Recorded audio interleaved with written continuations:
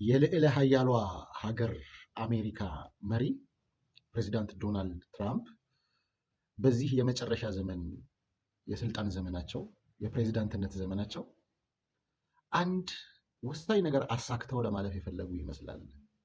በህይወታቸው የማይረሳ ለሀገራቸው ታሪካዊ የሆነን ገድል ፈጽመው ማለፍ የፈለጉ ይመስላል እና ከምንም ከማንም ነገር በላይ የኖቤል ፕራይዝ ተሸላሚ ለመሆን ሲሯሯጡ፣ ሲለፉ፣ ሲደክሙ ይታያሉ። በመሰረቱ የኖቤል ፕራይዝ ሽልማት የሚሰጠው ሰዎች እንደዚህ መልካም ነገሮችን ሰርቻለሁ፣ ስለዚህ ለእኔ ይገባኛል፣ ለእኔ ስጡኝ የሚል ቅስቀሳ በማድረግ አልነበረም።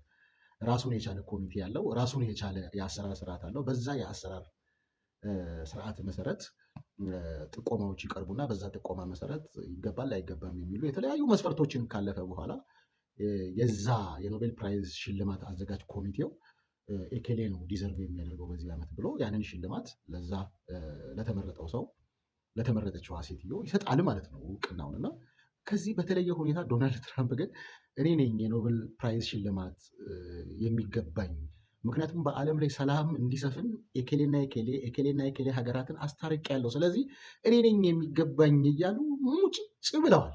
ያ ብቻ አይደለም፣ ሀገራት እሳቸው ይገባቸዋል ብለው ሀሳብ አስተያየት እንዲሰጡ ሁሉ ጉትጉታ እያደረጉ ነው። እና በቃ በዚህ የስልጣን ዘመናቸው የኖቤል ፕራይዝ ሽልማትን የማግኘት ጽኑ ፍላጎት እንዳላቸው ከሚያደርጉት እንቅስቃሴ መረዳት ይቻላል። በጣም ፈልገውታል እና የተለያዩ ጥረቶችን እያደረጉ ነው ይህንን ሽልማት ለማግኘት። እኔ ምንድን ነው የገባኝ፣ እሳቸው ይህንን ያህል የአንዲት ታላቅ ሀገር ፕሬዚዳንት ይህንን ሽልማት በዚህ ደረጃ እንዲህ አጥብቀው ሲፈልጉት፣ ሲሹት፣ ሲመኙት ሳይ እኛ ለዚህ ስጦታ ምን ያህል ክብር ለስጦታውም ለእውቅናውም ይሁን እውቅናውን ላገኘው መሪያችን ምን ያህል ስፍራ ሰተን ምን ያህል እውቅና ሰተን ይሆን የሚለውን ነገር ሳይ በጣም ይደንቀኛል።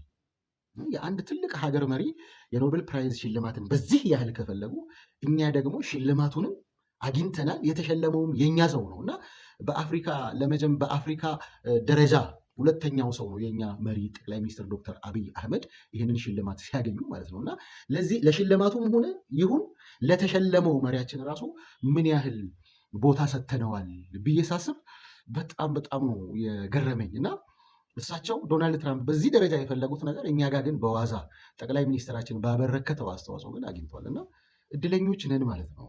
የአንድ ልዕለ ኃያል ሀገር መሪ በዚህ ደረጃ አጥብቆ የሚፈልገው ነገር እኛ ጋር ግን መጥቷል ገብቷል ማለት ነው። እና የተገቢውን ስፍራ ሰተነው ይሁን? ለነገሩ ይህም ብቻ አይደለም፣ ለብዙ ነገሮች ተገቢውን ቦታ አልሰጠንም ብዬ አስባለሁ። ግን ገርሞኝ ነው፣ ደንቆኝ ነው።